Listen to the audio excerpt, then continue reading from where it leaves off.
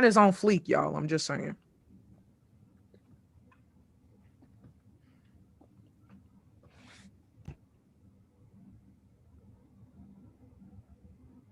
I'm not seeing us on YouTube.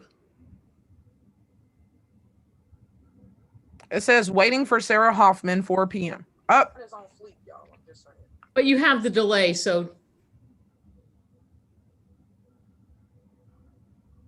Are we on? I'm not seeing us on YouTube. Oh. It says waiting for.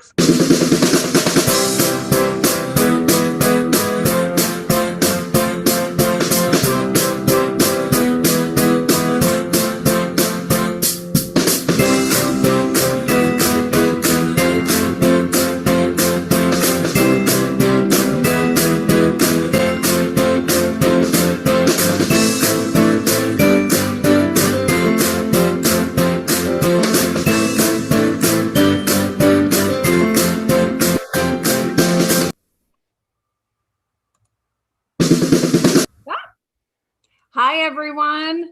Welcome to our first YouTube live event. So we are so glad that you are here. And we would just wanted to do some quick introductions. So the first thing we want to do is introduce our board members. So I'm Sarah Hoffman. I'm the OSCA president. I'm very excited to be the OSCA president this year. And then we have Michelle Grimm. Say hello. Hi guys, I'm Michelle Grimm, past president. I did 2020. Sarah, this is awesome. Thanks. You guys are all here. You're wonderful. And then we have Willa Marie Jackson, who is our president-elect. Hello. Greetings, everyone. So glad y'all are here. Woohoo! Let's get this party started. And then we have our ODE representatives, Graham Wood. Hi, everybody. I hope you're excited to hear from me for the next hour. And then Cassie Palgrove, who is the program administrator for a whole bunch of stuff at ODE. Say hello, Cassie. Hi, everyone. Really glad to be joining you here today, and I'm very glad to be trying out this new technology with YouTube Live. Thank you. All right, a couple housekeeping things. You have the agenda document, which is in the YouTube show notes, which is right below us. If you look below, there's a link to that. So please click on that. That is a document that we will be contributing to. So there are some questions, and we're going to check that periodically. And then Willa Marie is also checking the YouTube chat as we go. So thank you for saying where you're from. Someone can't hear us, but I'm not sure if that's just you who can't hear us. There is, in that agenda is a certificate of attendance. And also we will be putting that slideshow presentation in there. I'm not sure if we got that in there yet. I got to look. And then there is a space for collaboration, but as with Google Docs, you'll kind of see that it's like anonymous aardvark is typing here. So try not to type over each other. And that's it. So I am going to mute myself and I'm going to turn this over to Graham. I'm going to stop sharing here. Let me see. I'm just going to steal it. That's how it's going to. I'm just going to steal it, and then we'll go from there. Thank you. Thank you so much for stealing that from me. I do my best. I do my best. All right. Thanks, guys.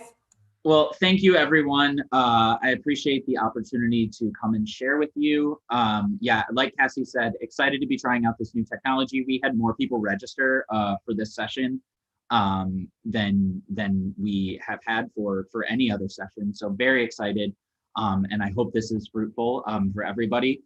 We have never used YouTube Live before, so please give us some grace if you're having trouble. We will try to figure it out. Worst case scenario, we'll make sure to get this presentation posted so that folks can see it. And I am consistently giving graduation presentations throughout the state. So if you're ever interested, feel free to reach out to me, and I'm glad to do this for another group. We'll quickly move through. We do not need to do introductions. My name is Graham Wood. I am the Graduation Requirements Program Administrator at the Department of Education. You already heard from me. My background is not in high school education originally. I was an elementary school teacher, so it's been quite exciting shifting into the high school world. I did go to high school at one point, but other than that, not much high school experience. We have a lot to cover in a short period of time today. So I'm going to give some initial updates. There are some things that we got a lot of questions about in the Google Doc that I want to make sure I touch on at the beginning. If you're short of time and don't have an opportunity to stay for the whole presentation, I can make sure to get you updates about graduation flexibility and testing for this year. And then we're going to go through and do an abbreviation of my normal presentation through graduation with another couple slides put in there just to make sure that folks do see their questions are being touched on. We did get a few questions specifically in the chat about transfer students and specifically about graduation planning. So I want to make sure we touch on all of that. So without further ado, I'm going to go ahead and get going. And many of you in the Google Doc did ask about this for this year, graduation and assessment flexibilities. So at this point, there has been no graduation assessment flexibility for tests or for graduation for this school year. That is in relation specifically to graduation. So many of you know this, but just to make sure that anybody knows, any changes that would come through for this would come through in legislation. There were two pieces of legislation that affected graduation last year. One that gave us the flexibility for only meeting the curriculum requirements for graduation that was specific to 2020, and then one that allowed for course grade substitution, which we'll hear a little bit more about later on. Nothing's come through this year, but if flexibility is granted, if we do get some legislation, you will hear from us very quickly. We're going to communicate widely and quickly if anything is granted, because I know that many folks are asking a ton of questions about this, and I completely understand. So yeah, if you have any other questions about this, something specific, feel free to reach out to me directly or to the grad requirements inbox. But at this point, that is the update there. I know that was a lot of folks' questions, and I know that's not the update that you were looking for. I'm sure you were looking for answers and some more specifics, but at this point, there is no specific update. So thanks. All right, so in terms of the graduation requirements and options that are available to students, for students that are graduating this year and next year, they have our original 3 pathways to graduation. I say original, not necessarily original, but from the last few years, those main 3 pathways to graduation, they also have access to the new long-term requirements that we'll spend a large chunk of time on today. Those long-term requirements are curriculum, competency, and SEALs. But for this year's sophomores and forward, these students will have to meet the long-term requirements. Those 3 pathways to graduation, main one being 18 end of course points, that'll expire. So this year's sophomores will have to earn 2 SEALs to graduate. They will have to meet the competency requirement. They'll still have to complete their curriculum requirements. So just touching on those 3 pathways, I know many of you are very familiar with them, but 18 end of course points, getting 12 points of industry recognized credentials and a score of 14 on the work keys, or earning that remediation-free ACT or SAT. I don't get as many questions about these. I think folks are fairly familiar with them at this point and know what these requirements are, but just to make sure that everybody's aware. So something that's very relevant to that and came through in our second piece of legislation related to graduation last year is House Bill 164. This enacted our course grade substitutions. So basically this allows for folks to substitute an eligible student's final course grade in an eligible course for their score on the end of course examination. So for students that missed assessments last year, either they took a qualifying course or they were scheduled to retake an exam. They were essentially scheduled to take or retake one of our high school end of course tests in the spring or summer of 2020. Those students would be eligible to substitute their final course grade in that relevant course that aligns with that end of course examination, and use that grade to earn them points toward graduation or to apply to the long-term graduation requirements. Like I said, that eligibility is fairly clear. It is either that the student was scheduled to take or they were scheduled to retake one of those end of course examinations. Many folks have been implementing this. We've gotten a lot of questions about this. Fairly sure that folks are pretty aware of how to apply this. But just one key question that we got a lot at the beginning was, what does scheduled mean? There is no statewide schedule for end of course assessments. There are different schedules that are established locally. You may have an Excel spreadsheet locally. You may have your own, software that you use to schedule students. Whatever that is, rely on that locally. It is up to you to determine who's scheduled to take and to retake, just as long as you can confidently say, in one of those ways, this student was scheduled to take or retake the exam, they should be eligible for that course grade substitution. Of course, the mailman decides to come right now, and I've got a barking dog.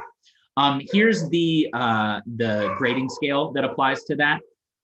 You'll see that aligns fairly clearly there. One key to that is that competency does apply, and that is set at that level of C. That mark of C or higher would meet that competency requirement for Algebra 1 or English Language Arts 2. We've gotten some questions about that because technically that competency score does fall within that basic category, but in the legislation it was determined that competency mark would be based for this course grade substitution at a C. Probably not a time for questions, obviously, at this point. I'll make sure that there's nothing specific in the chat. So, Sarah, Michelle, Will Marie, Cassie, let me know if there is anything in there. But here's, some information, and I'll make sure that Sarah gets this PDF slide deck to be able to share, hopefully, with y'all. But Graham, can I interrupt for just a second? of course you can. So there is a question in the chat that says, how does that work with students who took Algebra 1 as freshmen? Would a score of 2 be counted toward the 684 cutoff? So if they took Algebra 2 as freshmen last year, missed that end of course assessment, that answer is no. A D essentially would apply there. That would not count based on what came through in legislation. They would have needed a C or higher to meet that competency requirement. That's the key there. So that student will either need to retest, in Algebra 1 or integrated math 1 for that purpose, depending on what the applied test is at your school. And that would give them that extra opportunity. Or if they retake that assessment and still do not meet that competency score, that first course is essentially considered an attempt at the assessment, so they could then access the competency alternatives at that point. Okay, for the sake of time, I'm going to move on to our long-term grad requirements. And I just want to quickly run through these. Got a bunch of requests just to touch on all of this information. I am going to move fairly quickly through these long-term grad requirements. I'll still touch on all the different points and pieces of them, but I want to let everybody know. At the end of this document, or at the end of this slide deck, there is a link to a document that I hope many of you have seen. If you have not seen it, I strongly suggest that you take a look at it and review it. This is our handbook for these long-term graduation requirements, and it has a detailed information document about each of the seals. So all 12 of the seals are documented in there, and there's information about them and what's required. And there's a lot of detail in there. So as you look at these seals, and if you have questions, that is the place to look for more information, especially if there's something that I touch on that you have a question about. I would highly recommend looking at that document before moving on. So as we look at our long-term requirements, previously we've kind of had to require students to meet 2 pieces to graduate. They needed to meet their curriculum requirements, and then they had to follow a pathway to graduation in addition to that. Now that pathway to graduation kind of entails 2 different pieces on top of the curriculum requirements. Now students have to meet competency, and they have to earn 2 steals by demonstrate readiness. So that's kind of new in relation to those other previous graduation requirements. First, our course requirements. No real changes here as it relates to our long-term grad requirements. We have our standard statewide minimum of 20 credits. This is, you know, the requirement that's outlined in law. Districts can add to this. They can make this more specific. Some districts may require 21, 22, 23 credits. You may require more specifics in the electives. Any of those are allowable, just depends on your district. This is one piece that was slightly amended last year. Schools were able to revert back to the statewide minimum if they did require more than the 20 credits. So just a note there. That there may be a difference in last year as opposed to what your normal credit requirement is. So students will need to earn those credits. The second piece of these long-term graduation requirements is competency. And competency is a new portion of graduation. It's the only portion of graduation that is very specifically tied to Ohio State tests. Competency deals with initially Algebra 1 and English Language Arts 2, or integrated Math 1 and English Language Arts 2 for the purposes of graduation. Students will take those tests. If they meet the competency score, they've met competency. If they don't, they must receive remediation and retake that Algebra 1 or English Language Arts 2 test. They must retake that test and attempt to score competent that second time. If they still do not meet that competency score, they have access to 3 alternative demonstrations of competency as ways to meet that competency requirement. Those include military enlistment, college credit plus, and career readiness competency alternatives. Sorry, give me one moment.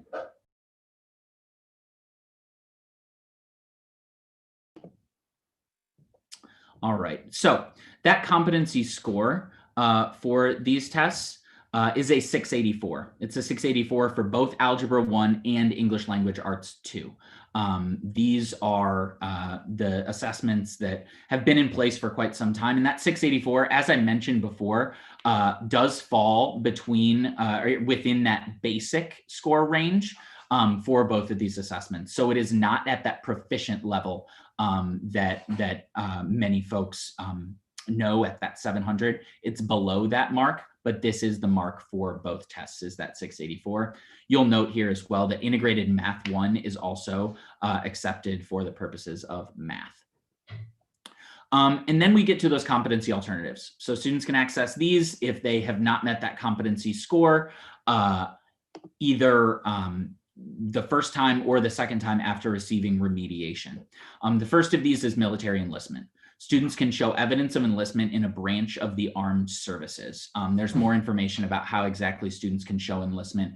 There's a form that they would submit that shows that they have chosen to enlist in that branch of the armed services. The second is our college credit plus competency alternative. Students can meet this competency alternative by earning college credit through CCP in a non-remedial math or English course. This one's very relevant to the subject area that the student didn't pass for competency. So say a student, didn't meet competency in English Language Arts, they would have to earn English credit in College Credit Plus. Same thing with Algebra 1 or Integrated Math 1, they would have to earn that College Credit plus math credit. If it's both subject areas that they didn't pass, they would have to earn credit in both subject areas. The third demonstration of competency, and where we see a lot of students looking in relation to these competency alternatives, is our career-focused competency alternative. And this one gets a little more complicated than our military enlistment or college credit plus competency alternatives.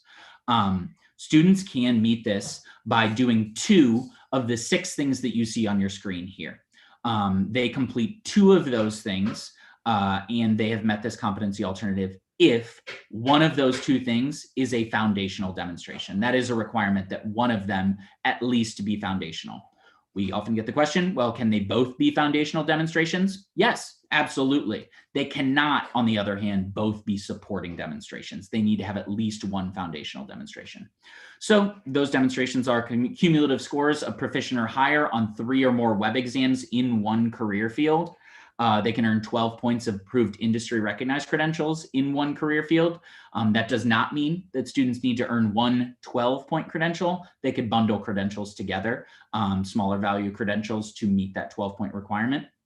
They also can complete a pre-apprenticeship or apprenticeship program, or they can show evidence of acceptance into an approved apprenticeship program if that apprenticeship program requires students to be over 18. So if that's a limiting factor for students, that they have to be over 18 to get into that apprenticeship program, it is possible for students to still meet that competency alternative requirement by showing just evidence of acceptance into that apprenticeship program. Supporting demonstrations, students can do 250 hours of work-based learning. Our folks in the Office of Career Tech have a lot of information available on work-based learning and what is allowable there. We've tried to align as much as possible to the work that they're doing. Getting the qualifying score on the work keys assessment. At this point, the score for this current class is a 14.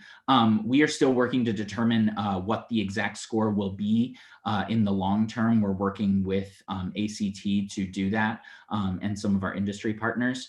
That score has not yet been determined, but the work key score currently is a 14. I would, rely heavily on that as that's been previously determined. If it changes, we will definitely communicate widely about that. Another supporting demonstration is earning the Ohio Means Jobs Readiness Seal. So something to note, you'll see some things here that also show up a little later on in our seals.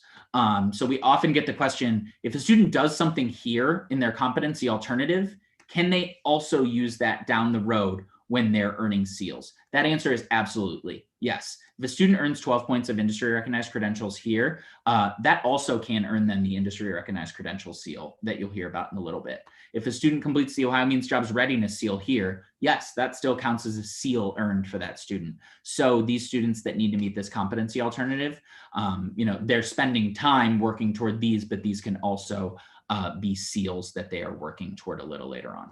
Graham, So, yes. do you mind if I interrupt? I was just going to ask if anybody has questions. Go for it, Wilmarie. Okay, we have some questions in the chat, and I want to make sure that I don't miss any. So just hit me if you're like, yep, already handled that. If our students don't hit the testing, 18 points or the 684s with the seals, we're not able to earn a 12-point credential along with 14 on the work key. Basically, all the things you just went over. Is there another option to join enlist in the military, which you did hit that? Mm-hmm. However, there was some follow-up conversations with regard to no fine arts requirement. And I'm thinking that could be covered in the local seals. I know you haven't gotten there. How can a student be eligible to take a math or English CCP course if they don't pass the test? Yeah, and that's a great question. There will be some students that, that there will be quite a few students that if they're struggling to meet that competency score on Algebra 1, it may be hard for them to meet those eligibility requirements. There are definitely students though that will be participating in innovative programs through College Credit Plus that might be eligible for that. That could be an access point for those students if you're interested in exploring what that innovative program waiver might look like. That's specifically for serving historically underserved students in College Credit Plus. That might be an option to explore. But yeah, definitely understand that confusion around that option. That is a bit of a struggle there in terms of eligibility for CCP if not meeting that Algebra 1 requirement. That's, to be completely honest, why a lot of students are looking here at this competency alternative, this career-focused competency alternative, and why I think it's really helpful, and I'll try not to get too much on my soapbox, to be thinking about this now, especially this year's sophomores. Some students probably are already in a position where they know that they probably will not be meeting the competency score, or it might be a struggle for them to meet the competency score. now is the time to be thinking about which one of these competency alternatives they might be working toward. It's never too early to think about that. Maybe it means getting into a career technical program, which is essentially how a student would meet this first bullet here, or exploring, lifting up some pre-apprenticeship programs at your school, which I know we got a lot of questions about, that I'm more than happy to talk about at the very end. Or it's establishing some industry credential programs at your school or district. Graham, and that's a perfect lead into some follow-up from when we've kind of opened the Pandora's box to questions a little bit. So All just good. kind of direct me, because this is really, really good. So one of the things was, how would you be able to get any of the foundation choices without being in a tech program, kind of what you just touched on a little bit, and then clarity around the military enlistment. Why is joining the military the only other option to those testings? If you could speak on that. Yeah, so I'll speak to the military option first, and then I'll talk a little bit about career tech.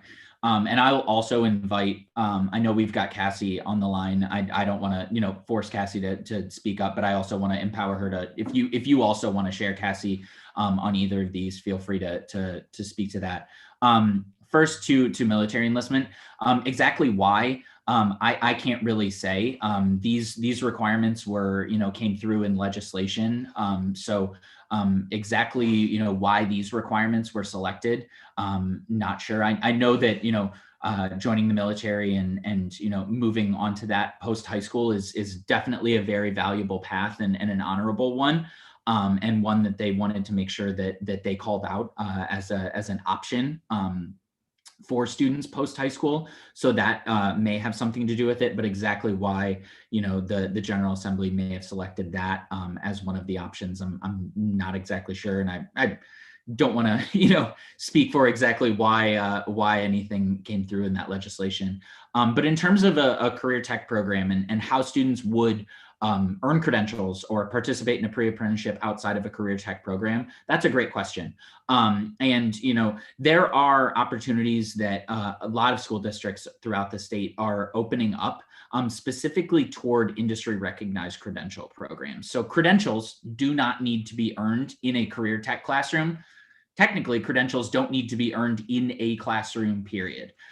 Industry recognized credentials and programs to help students to earn those can be set up at any school and can be integrated as a part of your school day or separately for that student. So looking through that list of industry recognized credentials, picking out some credentials that, are there for, student interests that students are interested in and are tied to potential, post-high school paths that students might be interested in, but also are providing, great skills to these students. And also looking at credentials that you're able to set up at your local school. It may be really hard for you to, at a high school, set up a manufacturing program that would require students to use highly specialized machinery, but I'm willing to bet that there's, a computer lab at the school, or that, students have some access to a computer either through the school or at home. So, some IT credentials might be a great option that are low cost in terms of how to set that up. But you may be able to access, some online curriculum for those students, or leverage some of your current staff, upskill them with those credentials, and prepare them to deliver that content, and then bring that into the school day. There's a lot of opportunity there that is not, specifically within the four walls of career tech, like our web exams are. A lot more flexibility there for schools. Cassie, anything you want to add? Yeah, the only thing I'd add is your career technical planning district partners can be really important thought partners in this work when you're thinking about how to expand these options to students who aren't currently enrolled in a career tech program. So there may be even an opportunity for you to, share some resources if, the Career Center isn't offering a particular credential, but, using Graham's tech example, you've got a population of student who could really benefit from a set of computer science related credentials, but, the Career Center doesn't offer that particular one. So now you've got this great relationship where you're sharing resources and being able to offer, things that complement each other versus are in, competition with each other. So working with your career tech partners is really important in this. But part of the mission here is to make sure that all students have access to earning an industry recognized credential, because we know that there's really some earning power behind that when a student graduates with a high school diploma plus an industry recognized certification. So I think Graham hit it right on the head. Thank you. Cool. Graham, are you and Cassie ready for some more questions? Sure. I want to make sure we have time to touch on everything. So I probably have time for like one more right now, depending on what it is. And then I want to make sure that we touch on all the seals and everything. So. Okay. I feel like there is just a lot of, I guess, we knew that when we were doing this meetup that there would be a lot of questions. Mm-hmm. So I'm gonna kind of condense, because there are several around the credentialing piece in a public school, right?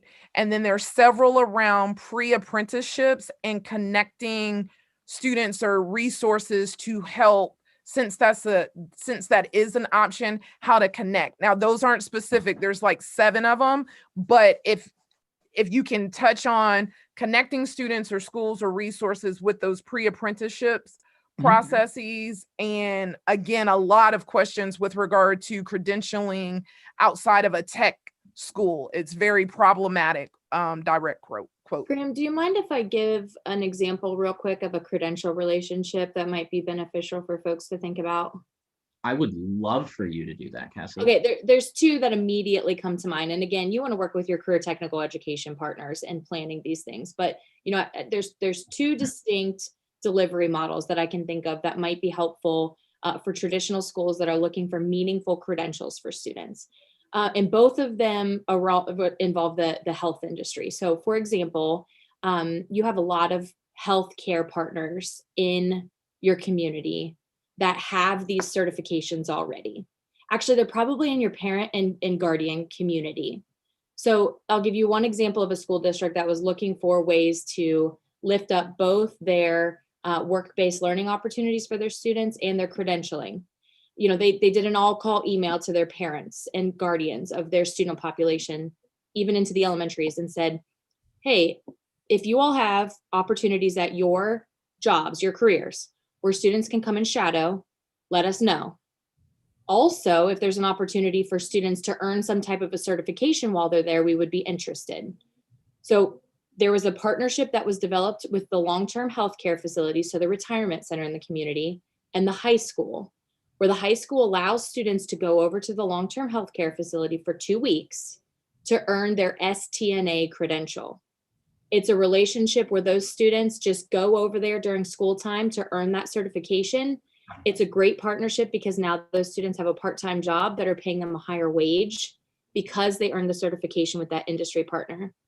The school district now has the option to give students credit for that work that they did, if they'd like, and they're not stressed out trying to retrain their teaching staff on how to deliver the content that's necessary for the students to earn that particular credential. So the one thing I would stress is what Graham said. When you're thinking about certifications, this does not rely only on your shoulders. You have quite a few partners in your backyard, and you could even just start with your parent and guardian community to gauge where that is. And industry will show up if you tell them what you need. So I encourage you to think about that moving forward. The other option I would give you is, oftentimes, especially in rural areas, the school district is the largest employer in the area. You have folks within your district that are, employed in the transportation department, they're employed in the fiscal department, they're employed in the school nurse area, that also may have some industry certifications that are willing to help students learn the skills needed to sit for these credentials. So another example I want to give you is in the case of a school nurse. A school nurse may be credentialed to offer a phlebotomy certificate. And now you've really given a unique relationship for students in the school nurse, for example, to learn from each other and start this career pathway that's incredibly in demand right now in healthcare, that helps students really build their earning power as they graduate high school. So 2 examples where you're using industry partners or even, your staff within your school district to just, tweak some programming to align to a credential that would then help students earn those after high school. Sorry, Graham. You're totally fine. And no, this is, that is exactly why I called you out, because I knew you'd have perfect examples. And yeah, those are only two. And there are, likely a ton around Ohio. And there are likely a bunch of people on this call who have been working on solutions for this. And that's why, in the Google Doc, highly encourage folks to share some solutions, share some ideas with each other, who is having success with these, or who has stood up credential programs. Please, share those resources and those ideas with each other, because, Cassie and I can talk to folks a lot, but, I personally have never set up one of those programs. So I'm definitely not, the expert to be saying, here's exactly how you do it. You all are the best resource for each other. And Graham, that is why we have that Google document, so that so that those of you on the call can share what you're doing at your building and in your district. So it's important that we share this, and that's why we have these meetups as OSCA, so that we can share and collaborate as a group. I know this is such a difficult time. And we really appreciate Graham and Cassie from ODE to come on and it basically what they're given from the legislatures, they have to put into action. So I appreciate you guys contributing to that shared document that we all have when we leave here. So you guys all have that document that you can take with you, with a bunch of different districts and what they're doing. So we really appreciate that.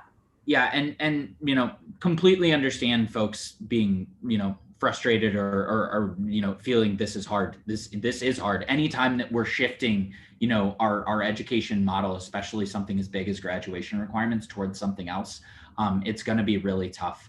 And especially prioritizing specifically these competency alternatives. But trust me, Cassie and I especially are not, leaning away from these tough conversations. I wanted to spend a ton of time on this slide because I know from every time I present, this is likely the biggest pain point with these graduation requirements, and the place where folks are freaking out the most, which I completely understand. And Cassie and I are spending quite a bit of time trying to build out more and more resources to be able to provide folks with more on these options. So, please, use each other's resources and keep an eye out for more resources coming from us. Graham, question. I Yes. have to watch when you take a breath because I don't want to interrupt the flow. Funding or resources for these types of things, such as credential programs within schools or alternate pre-apprenticeships, anything like that. Has there been any discussion with that as it relates to funding to help schools maybe add on some of these pathways within their buildings? Yeah, so I can speak to a couple pieces, and then I do want to jump and move on to SEALs because I want to touch on graduation planning as well. In the past, in the last budget bill, we were delivered the Innovative Workforce Incentive Program, which increased reimbursement for schools and districts. So, previously districts only had to pay for credentials that were earned by students who were considered economically disadvantaged. Now schools and districts are required to pay for all students to earn those credentials, but you are guaranteed to get reimbursed by the state for the cost of those credentials. It may get prorated if we have more students earning credentials than the allotted amount, but that is there. So the cost of those credentials would be reimbursed by the state. Another piece is the Innovative Workforce Incentive Program credential list.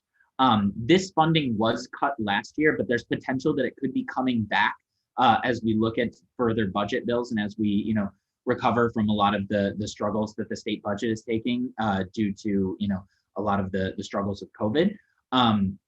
But what that did is it would have included $1,250 as a bonus for every credential earned by students for credentials that were on that list. So some of the credentials that Cassie talked about a moment ago, I believe were on that Innovative Workforce Incentive Program list. So that could be an additional funding resource. There was also a grant to start up new programs for schools and districts that were interested in moving forward with the Innovative Workforce Incentive Program. We were scheduled to release $4.5 million worth of grants at the end of close to the end of last school year in March, if that sounds familiar to anybody. But obviously everything was shut down and that funding was removed. I'm hopeful, I'm not sure, that funding may come back in the future. So that would be a great opportunity for standing up new credential programs, both some money coming in when the credentials are earned, but also some startup dollars to help fund starting new programs and getting some of that needed equipment or training at your school or district. Does that include private schools or charter, non-public schools also? That is a great question, Will Marie, and I am not sure of the answer to that question. It's been a while since I've looked at that IWIP language and who that was available for. But that's a great question. I believe if you go to the department's website and search Innovative Workforce Incentive Program, you might be able to find more information there as to who's eligible for those grant dollars. So want to move on to SEALs. So we talked about curriculum requirements, we talked about competency, now we're moving on to SEALs. Students do need to earn 12 diploma SEALs, or they do not need to earn 12, excuse me. Students need to earn 2 diploma SEALs to be able to graduate under these long-term requirements. State law created 12 options for students to earn. There are 9 state-defined SEALs and 3 locally defined SEALs. Students must earn 1 state-defined SEAL at least. So the other SEAL that a student earns to apply to this can be another state-defined SEAL. It could also be a locally defined SEAL. Another piece to note, SEALs must be attached or affixed to the diploma. It says here the diploma in the transcript. My understanding is that it just needs to be noted on the transcript, but it must be attached to the diploma. Got a bunch of questions about the actual SEAL designs.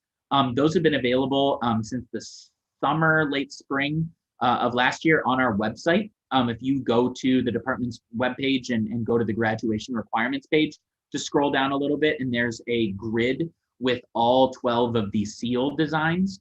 Exactly how those get affixed, that is, not something that we are specifically determining. We just ask that folks are using our design so that we can have some consistency throughout the state. That requirement is still in law to have those affixed to the diploma, but I know that's something that I've heard from a lot of folks is really tough to do and might not be feasible based on the size of some diplomas. Just keep an eye out for that. That is still a requirement. So 12. Real quick, I'm sorry to interrupt. If Cassie or you could put any of these links in the chat, that would be wonderful. Or if you could send them to me and I could put them in the chat, just so that they have direct. Or we could put it in the agenda document. Yeah, we'll definitely be able to get that in the document after. I want to make sure that we keep running through things right now. Thank you, though. The 12 SEALs are here. I'm going to go through all of them, so I don't want to spend too much time. Just touching on the locally designed SEALs, state law does only require that schools and districts set up at least one of these. I strongly recommend to schools, and this is what most schools are doing, setting up all 3. It only opens up more options for students to have all 3 SEALs available. So I strongly recommend setting up options for all 3. Those just need to be approved by your local board of education or your school governing authority. So first of the SEALs, very similar to our competency alternative, military enlistment. Students can either provide evidence of enlistment in an armed services branch of the military, or they can participate for 2 years in an approved JROTC program. We have some information on our website now about JROTC programs that is up and live if you are interested in that and in knowing where those programs are throughout the state. But that is an additional piece here. That JROTC participation piece does not apply, though, to the military enlistment competency alternative. It only applies here for the SEAL. The technology SEAL, got some questions here about the technology SEAL in the document. Getting a 2 or higher on AP or IB tests relevant to the technology SEAL. earning a B or higher in approved College Credit Plus courses, or completing a local course that meets guidelines set by the Ohio Department of Education. If you are interested in knowing more about the local requirements for the technology seal, I strongly suggest visiting that document that was developed. It's the main graduation guidance document. If you go to the graduation webpage, it's the first linked document in the large box at the top, the blurb. Students, that are going for that,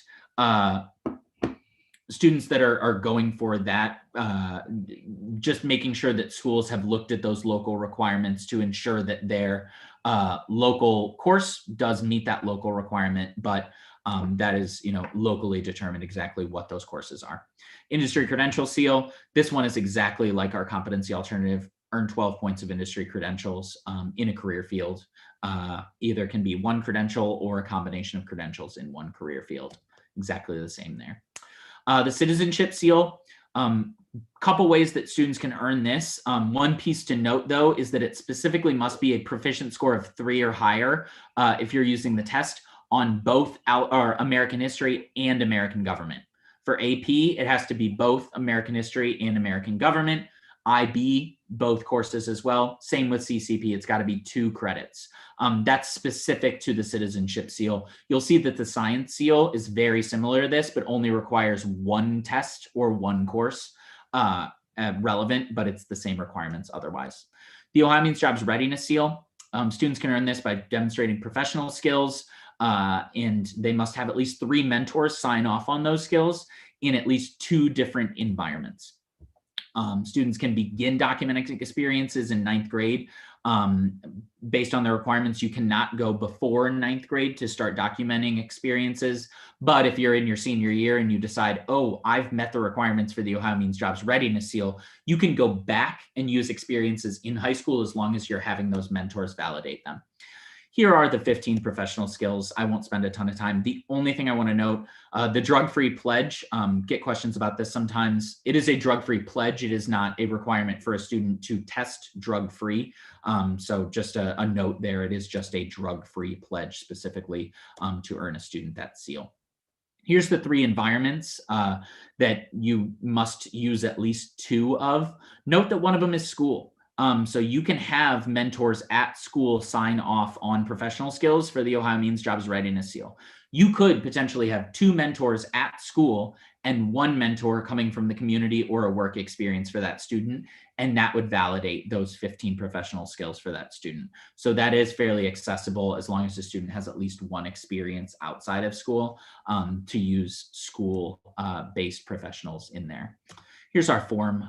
It's a great tool, and I've heard great things about folks being able to use that form. Seal of biliteracy. Students need to demonstrate proficiency in English and high levels of proficiency in at least 1 other world language. With the elimination of the ELA2 or the ELA1 assessment, excuse me, this will only be proficient in ELA1 for students in the class of 2023 and beyond who don't have to take that ELA1 assessment. You also have these other options that you see here to be able to earn that seal of biliteracy. And then here are our foreign language requirements. Note that it is high levels of proficiency. So you have to get a 4 or higher on an AP foreign language exam or one of these other relevant ways to demonstrate that high level of proficiency. The College Ready seal, earning remediation-free scores on the ACT or the SAT. Here are our current remediation-free scores for students. This is very close to our current graduation pathway. It is in line with our current graduation pathway of remediation-free ACT or SAT. Just a note about these scores, they're set in a student's junior year. So we typically have students take the school-provided ACT or SAT in their junior year. Once they take that, their remediation-free scores are set. So these are set by colleges and universities. If it does go up, that doesn't mean that a student's going to be harmed if it goes up after their senior year or after their junior year. Their remediation-free score is set. Note, science seal, same as the citizenship seal, same requirements. It is just the biology test though. And same with AP, IB, and College Credit Plus. It is just the 1 specific science course rather than the 2 that you see with the citizenship seal. Honors diploma seal. students earn this by earning an honors diploma. One thing to note as we get to the honors diploma seal, students earning the honors diploma seal likely have already earned 2 other seals simply on their way to earning an honors diploma. So that's a helpful thing to know and to think about as we think about our the overachievers that we know we're going to have. There are definitely going to be students that choose that they want to earn more than 2 seals, that they want to earn more than 5 seals, students that try to earn all 12 seals. And that's great. But that can be really, really tough, especially as we think about counselors tracking that. So when we get to graduation planning, I'll show you a little bit in our graduation planning document to be able to note that. Now we get to our locally designed seals. What you'll see here is really what's in law. There's not too much that specifies exactly what people need to do, students need to do to earn these seals, except what you see here. It's really up to the local policy as to exactly what the details are. So community service seal, the student engagement seal, and the fine and performing arts seal. Each of these seals is locally defined beyond a small amount of information. So we've reached out-of-state transfers. I'm going to stop for a second because I'm betting that there are a couple more questions. And if not, I will go ahead and keep moving. There are, Graham. Thank you for taking that sip. I hope it's great, whatever's in that jug Just there. water, thankfully. I know, ice water with lemon. Okay, so some of the questions we have, do students only need to earn these seals if at a public school? Does this also apply to private? There was another one about the seal. I'll tackle that one right now. Okay. My understanding is that at this point, chartered non-public schools have the opportunity to use this as a graduation requirement. The other option is, I believe, a passing score on the approved alternative assessments. My understanding, though, is that the alternative assessments now would apply to our graduation seals. So if you look in the previously, there was a document, and it still exists, that aligns our Iowa and Terra Nova tests that a lot of chartered non-public schools use with the graduation points. So essentially, there are performance levels that are set there. You'll find that in that document, there are now competency scores for Algebra 1 and ELA 2 in there. So students that are taking those tests have the opportunity to show competency and to earn seals based on biology and American history and American government. So students can do that and use those scores to earn seals, is my understanding. And that is essentially how it would apply in a very similar way that it applied to the 18-point requirement. Does that make sense, Wilmarie? It does to me. I believe you've answered that. I'm sure the chat will let me know because the chat is on fleek. So there was another question about ASL being recognized as a language. Can you speak to that? I believe it should be. That is a little bit out of I'm diving into the deep end there. My understanding is that likely is recognized as a language for the seal of biliteracy. I assume that's where we're speaking is in relation to the seal of biliteracy. The correct person to ask about that would be Ryan Wirtz. Ryan Wirtz is our guru in relation to the seal of biliteracy. He will give you a more detailed answer than you could ever have asked for. Ryan is incredibly organized and does a great job. His name is Ryan Wirtz, RYAN WERTZ, and it's ryan.wirtz@education.ohio.gov. Say that again, Graham. RYAN.WERTZ@education.ohio.gov. He'd be the person to ask about that. Okay, I just plugged that in the chat.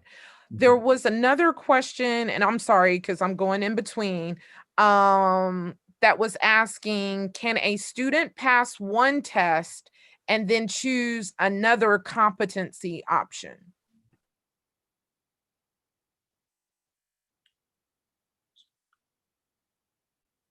So I'm not sure exactly. So essentially they're what I think this person is asking is if a student meets the competency score on one of Algebra 1 and ELA 2, if they only meet the competency score on one of those, but not on the other, you're asking if they can use, one of the competency alternatives at that point. Yes, they would need to use one of the competency alternatives at that point. To meet competency by using Ohio State tests, you would need to meet that competency score on both Algebra 1 and ELA 2. To access those competency alternatives, though, the student would need to retest and receive remediation between those two attempts. Okay, I have one along those lines. You opened up the gates, okay? If a student moves in junior year, having taken Algebra 2 years earlier in like a different state, right? Would they still have to take the Algebra 1 assessment? So yeah, that I'm gonna go ahead and just share this slide at this point because that really does touch on this. Students transferring in from out of state, we got a lot of questions about this. They must meet the graduation requirements. There are some prorated details there and some amendments to that for transfer students. But just like any other students, they need to meet the curriculum requirements of your local school district. And they also have to meet a pathway to graduation in addition to that, whether that's, currently 18 end of course points, or we're looking at the long-term graduation requirements. So often the questions that we get are around what assessments are required. People often understand, yeah, they need to meet those 18 points. The two required assessments at minimum are geometry and English language arts 2. Students need to earn a minimum of 5 points between those two assessments, and they need to take any assessments for courses that they take here in Ohio. So in this situation of a senior year transfer, they are coming in their senior year. Their senior year is either this year or next year, and they're using this 18-point pathway to graduate. They got to take geometry and English language arts 2, and they would have to earn 5 points on those two or meet another pathway to graduation. So they have to take those two assessments, but if they have already scored a remediation free on the ACT or the SAT, they've already met that pathway to graduation. So it doesn't really matter what their scores are on geometry and English language arts 2. They do have the option, though, of a prorated point requirement for that. So the minimum number of points that they'd have to earn on those two tests is 5. If you add another test, it goes up to 8. I believe add another test, it goes up to 10. There's a chart on our website that outlines, as you take more tests, what the required point amounts are for that. Now, in relation to the long-term requirements. So geometry no longer plays in very heavily with graduation. It is still a required assessment, and it is still a required assessment due to middle school flexibility. But we have shifted for students that transfer in after having taken Algebra 1 and English language arts 2, they now need to meet competency. So instead of having to take geometry as their minimum math assessment, we've shifted that to Algebra 1. They still need to take English language arts 2. So they also would need to take any other assessments for courses that they take here in Ohio. So it essentially plays out the same way as our 18 end of course point requirement, but the shift for math just shifts from geometry or integrated 2 to Algebra 1 or integrated math 1. Still have to take English language arts 2. Now, instead of 5 points, we're shooting for competency. They also would need to, at this point, earn 2 seals. There was no specific provision given in law to provide flexibility for transfer students. So our understanding is that they need to meet the requirements of graduation. Hoping for maybe some clarification to come through from the state legislature, but at this point, the requirements are as they stand, and that students that are trying to meet the long-term requirements and graduate, this year, if they are a transfer student, they would have to meet the requirements as they stand right now. If we get more information about that or get some flexibility, just like with flexibility this year, we will communicate that widely and quickly. Okay, here's another one kind of along those lines. Let's say the school is a dropout recovery prevention. who often gets students senior year. Uh-oh, it's jumping. My question's moving. Hold on. Hold the chat. Oh, where did it go? So they would not have had algebra since their freshman year. Would they still have to take that particular course in that particular situation? So if they've already passed the course, I don't believe they would need to take that course again. If they've got that course credit, they would need to take that assessment, is my understanding. Just like right now, if they're transferring in from out of state, they would have to take geometry, regardless of when they've taken geometry in the past, as a requirement. It's my understanding. Okay. I have just a little bit more that I want to share on graduation plans. And I know that we are at the 5 o'clock mark. So I am going to quickly just go ahead and start sharing another screen. And I will walk through this very quickly. If you have to go, thank you very much for joining us. This graduation planning document that I'm about to show you is available on our website right now. So if you go ahead to our website and search graduation plans, there is a template that's available on the website for you to use as a template for graduation planning for your school or district. It is not, however, the required graduation plan for all students in Ohio. We are not requiring that everybody use our template. We do not think that we're good enough, that we've created something that's perfect for every school in Ohio. We know that your needs are different depending on what district where you're from. Your specific needs may differ from what we've come up with. So absolutely no issues. This is meant to be a resource, not a requirement. So just want to make sure that folks know about that. This graduation plan template is meant to help as a tracking tool, and meant to be, a helpful opportunity for folks. Students now are required to have graduation plans in grades 9 through 12. Exactly when students have to have those plans is not required. It is just required in law that they be updated yearly.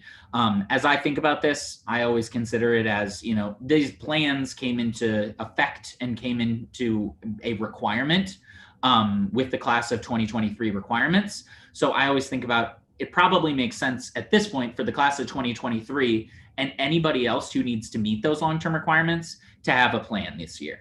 So that would mean that this year's freshmen and sophomores probably should have a plan or should be working toward getting a plan this year. And then next year's freshmen, as they come in, should get a plan. So that at that point, your juniors, your sophomores, and your freshmen would have a plan, and those are being updated yearly. And then 1 year after that, you'd be fully integrated. Everybody in your school would have a graduation plan, and it would be a part of the deal at that point.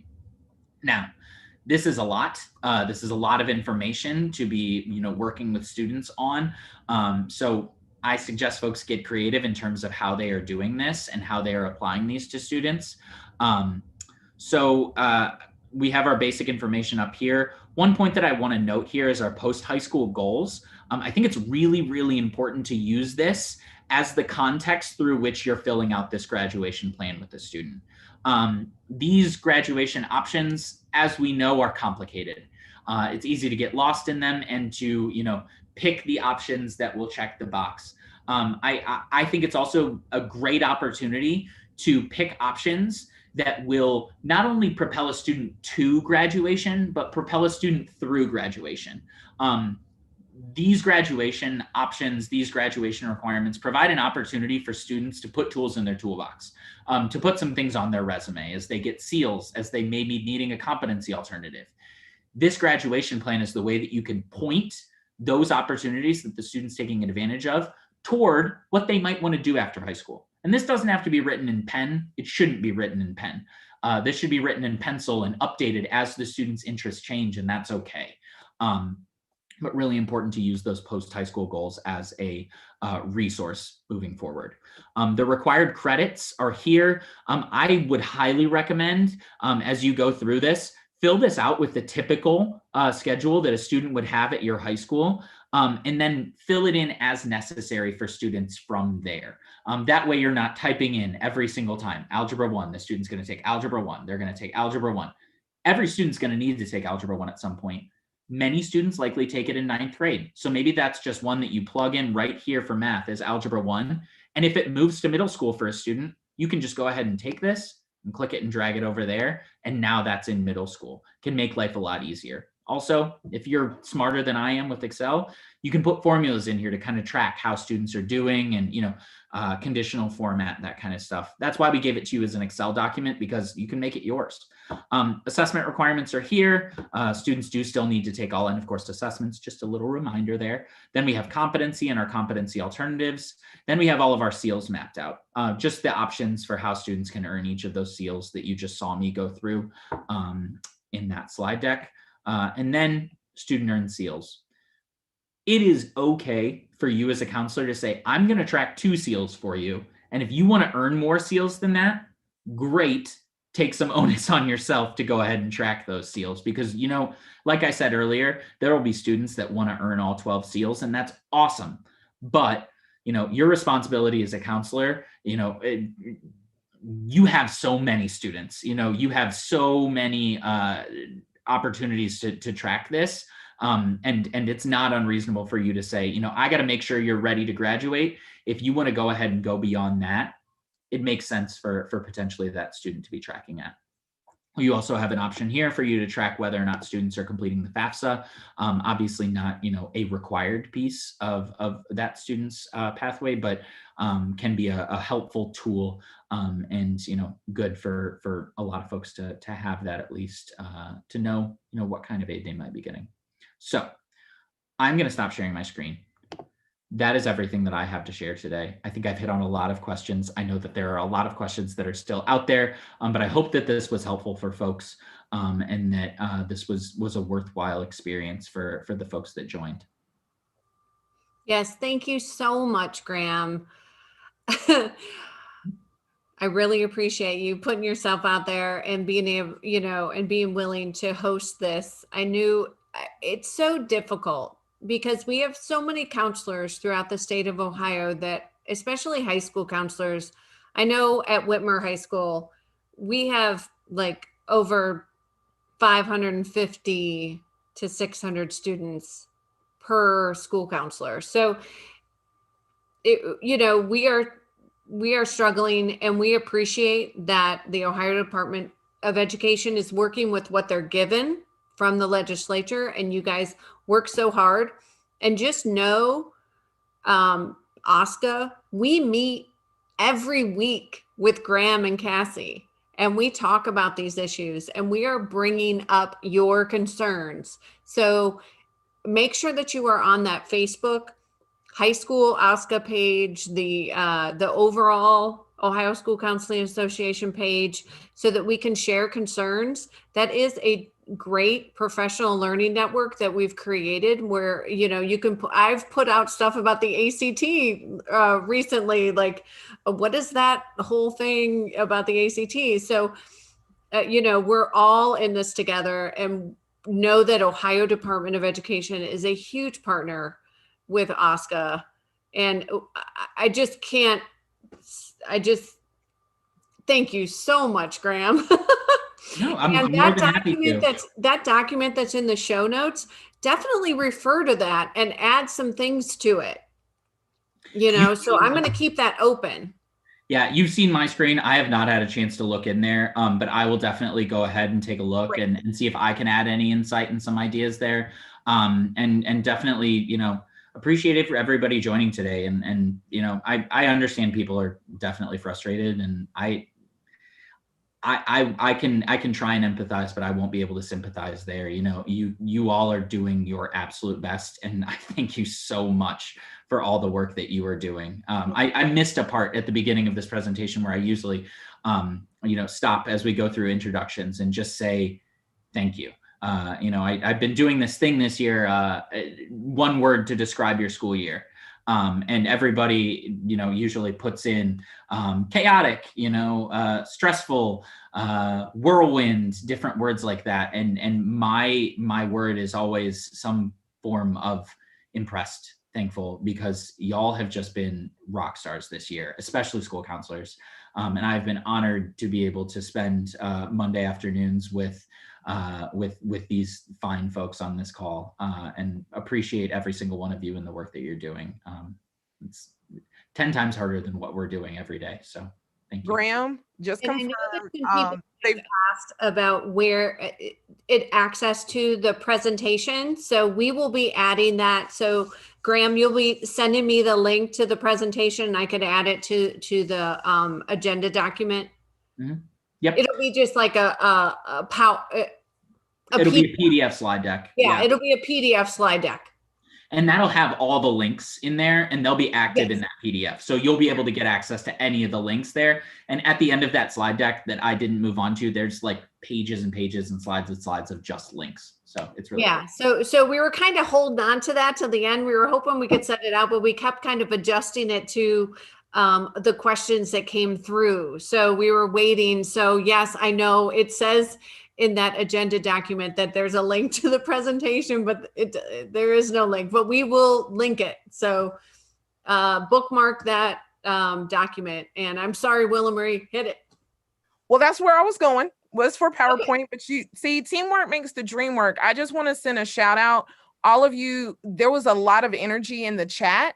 Yes. And one of the things that is definitely apparent is we care 1,000% for our students. We are here, we are not on work time, and we're here trying to get the information. Know that you are not alone. You are not in isolation. We may be social distance, but we don't have to distance ourselves from resources. And sometimes we just need to vent, and that's okay.